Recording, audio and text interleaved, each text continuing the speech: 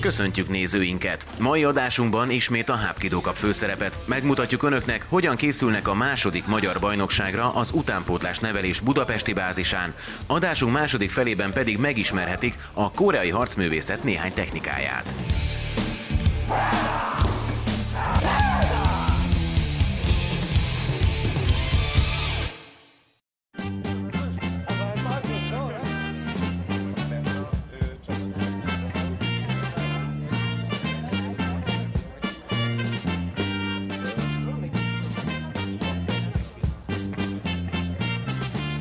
A tavaly áprilisi első nyílt Hapkido bajnokság sikerein felbuzdulva a szervezők idén is versenyre hívják a harcművészeti ág nemzetközi és hazai sportolóit. A Koreai Tradicionális Harcművészetek Sportegyesület szervezésében 2012. május 19-én kerül megrendezésre a második nyílt magyar Hapkido bajnokság a Kamara Erdei Sportmax Újbuda impozáns csarnokában. Igyekeztünk egy nívós helyszínre vinni az országos bajnokságot. Szeretnénk az első bajnokságnak a sikereit némiképp túlszárnyalni. Idén is nagyon sok gyerek fog szerepelni, ugye az utánpótlásról igyekszünk gondoskodni, de nagyon sok felnőtt lesz jelen, nekik ez nagyon fontos, hogy meg tudják mérettetni magunkat. Rengeteget készülnek egész évben, és ott bajnokság az mindig a csúcspontja az egész éves munkának.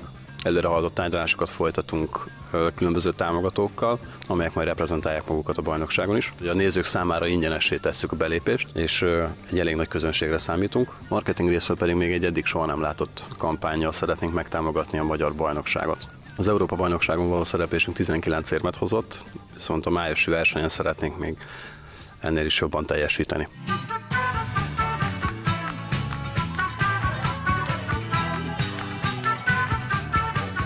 A versenyen való eredményes szereplés egyik záloga a kiváló utánpótlásnevelés. A képzett mesterek kitartó munkájának köszönhetően évről évre egyre több általános iskolás választja a Hapkidót. Nagyon nagy hangsúlyt fektettünk az utánpótlás nevelésre, hiszen azt gondoljuk, hogy a fiatalok teremthetik meg azt a bázist, amire a Hapkido, mint küzdősport és művészeti ág a későbbiekben Magyarországon is építeni tud. A legkomolyabb gyerekbázisa itt a Brassó úti általános iskolában rendelkezünk, a 18. kerületben. Egyre több gyereken is próbálja ki ezt a sportágat. Ő elég nagy hangsúlyt és támogatást adnak abban, hogy a gyerekeknek ezt a képzést folytatni tudjuk. Reméljük, hogy több kerületben és más iskolákban is módon áll majd bemutatni, és egyre több gyerekrajongót szerezni, akik folytatnák ezt a sportágat.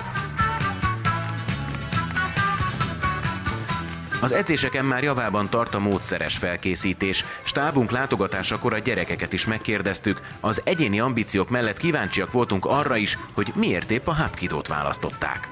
Egy fél éve hapkidózok, és azért szeretem meg, mert apukám azt mondta, hogy meg kell tudnom magamat védeni.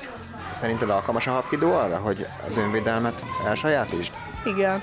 Mi lenne az, amit kiemelnél, ami igazán tetszik, ami használható arra, hogy tényleg megvéd magad a bizonyos szituációkban? A rövidebb technikák közül például a kigurító, az határ, és most meg a karfeszítés is.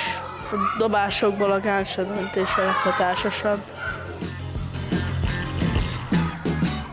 Másfél éve hapkidozom, és azért választottam ezt, mert előtte jártam karatézni, de az nem annyira tetszett, és egyik barátom jött ide, most épp nincs itt, de mondta, hogy próbáljam ki, egyszer kipróbáltam, és tetszett.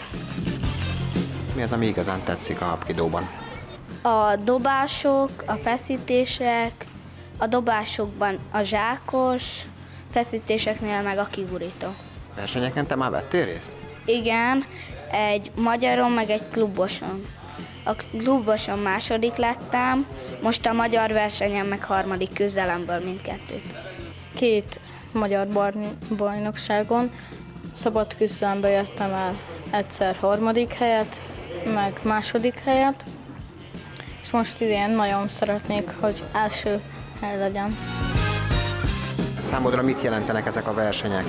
A versenyek nagyon sok mindent jelentenek, mert többnek mutatnak, hogy ügyesebb is vagy. És készülsz az országos bajnokságra, ami majd májusban lesz? Igen, nagyon készülök rá. Milyen versenyszámokban indulsz, és milyen eredményeket vársz? Küzdelembe indulok, rugásokban, ütésekben és esősekben. Szeretném, hogy dobogós legyek mindegyikből. Hogyan készültek egy ilyen bajnokságra? Megváltozik az edzésmenete ilyenkor?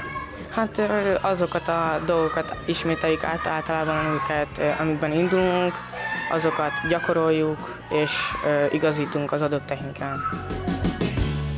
A legrégebb óta hapkidózó fiatalok között jó néhányan már a tavalyi Európa-bajnokságon is sikeresen szerepeltek. Ők azok, akik a többiek előtt példaként előjárva bizonyítják, hogy a kitartó munkának idővel beérik a gyümölcse. Meg vagyok elégedve az eredményen, amit eddig sikerült elérni, mert sikerült a párommal, Farkas Attilával aranyérmet szerezzünk önvédelemben az Európa-bajnokságon, és még külön bronzérmet sikerült szabad küzdelemben. Remélem, hogy a magyar bajnokságon, ahol eséstechnikában, szabad küzdelemben és önvédelemben szeretnék indulni, mindegyikből talán sikerül egy dobogós helyet elérnem. Az Egyesület szerencséjére az utánpótlás bázist befogadó általános iskola vezetése példamutatóan támogatja a gyerekek sportolását. Ebben a csoportban elsősorban a Brassó utcai általános iskola tanulóit foglalkoztatják. Mint minden sporttevékenység kedvezően hat a személyiség fejlődésére, az önfegyelemre, a gyerekek időbeosztására, hiszen minél több az elfoglaltság, annál célszerűbb az időbeosztás.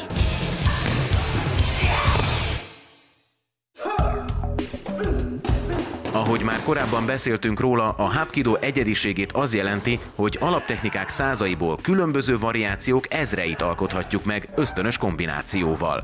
Adásunk második felében Kis Tibor mester segít megmutatni, hogyan is épül fel mindez. A Dehan Minguk hapkidoban, hogyha valaki lejön hozzánk edzésre, általában egyszerű csukló megragadások ellen tanítunk meg neki önvédelmi technikákat, szabadulások, csapások, feszítések, dobások alkotják a repertoárt. A srácok ebből mutatnak be most pár darab technikát. A hapkido alapfogásait, amelyekre a későbbi technikák építenek, ebben a fázisban sajátítják el a tanítványok. Az itt megtanult mozgásanyag nagy része köszön vissza a többi támadásforma elleni védekezésnél is. A gyakorlatok közben hallható kiabálásnak, a hapkidoban kiap, fontos szerepe van a megfelelő gyorsaság és reakcióidő fejlesztésében, emellett pszichikai hatással van a támadóra is.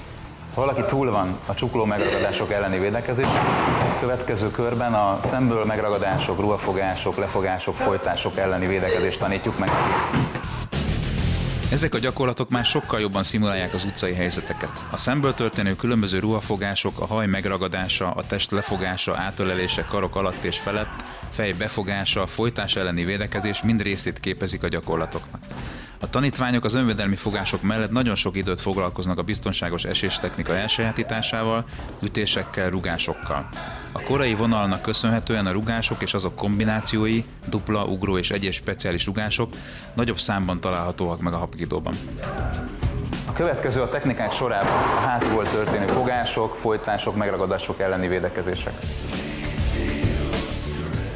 A szemből érkező támadásokhoz hasonlóan itt is ugyanarra számíthatunk, csak most hátulról érkezik a fenyegetés. Ezen védekezési technikák alkalmazásánál nehézség, hogy a támadás tényét már csak a lefogásnál, a testi kontaktusnál észleljük. Ahogy telnek az edzésekkel a hónapok, előbb-utóbb eljutunk az ütések elleni védekezésekhez. Az ütéses támadás sok esetben veszélyesebb lehet, mint a fogások. Ez már egyértelmű támadást és sérülésveszélyt jelent. Az itt alkalmazott védekezés a hapkidoban különböző fázisokra épül. Első körben a blokkolásokat sajátítják el a tanítványok, ezt követően a blokkal kombinált önvédelmi technikák begyakorlása a feladat. Blokkolás visszaütéssel, blokkolás feszítéssel, blokkolás dobással, blokkolás visszarugással. A rugások, amelyeket a tanulási folyamat legelején tanulnak meg a tanítványok, ezeknél az önvédelmi technikáknál épülnek be a Dehan Minguk hapkido kombinációiba. A csuklófogás ellen megtanult alapok is itt köszönnek vissza a legszembetűnőbben. Az ütések után a rugások ellen tanul meg védekezni. Ebben a fázisban egyenes, oldal, illetve köréves rugások ellen tanulnak meg védekezési technikákat a tanítványok. Az önvédelem felépítése itt is hasonló. Először a blokkokat gyakorolják be, majd a visszaütéseket, feszítéseket, dobásokat és visszarugásokat. Minden egyes védekezési technikánál, ahol lehetséges, a támadó rögzítése és minél gyorsabb harcképtelenné tétele a feladat.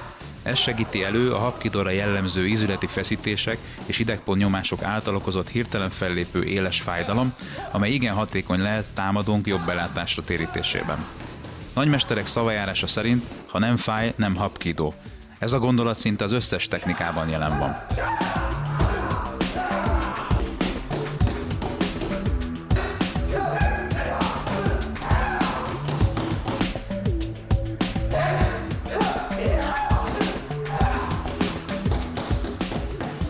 Mint már említettük, a habkidóban a számos alaptechnika mellett a kombinációk száma szinte végtelen. Az idő rövidsége miatt képtelenség mindent megmutatni, úgyhogy blokkunk végén egy pár érdekes technika a repertoárból. Az eddigieken kívül a habkidó önvédelme számos egyéb helyzetre is felkészít. Ilyenek a dobások elleni védekezések, a kezdeményező, megelőző technikák, ülésben, fekvésben történő védekezések és az eszközös támadás, illetve védekezés. Ez utóbbi kategóriában leggyakrabban övet, rövidbotot, sétapálcát használunk. Természetesen bármi kezünk ügyébe kerülő tárggyal dolgozhatunk, mivel a felsoroltak valamelyike biztosan hasonlatos ahhoz. Például egy ruhadarab megfelel egy övnek, egy toll vonalzó a rövidbotnak. Így a már begyakorolt technikák könnyen átültethetők a rendelkezésünkre álló eszközre. Fegyveres támadásokkal szemben is, ilyenek a kés, bot, közeli pisztolyrászegezés, a habkidó szabadkezes technikái hatékony védelmet nyújtanak.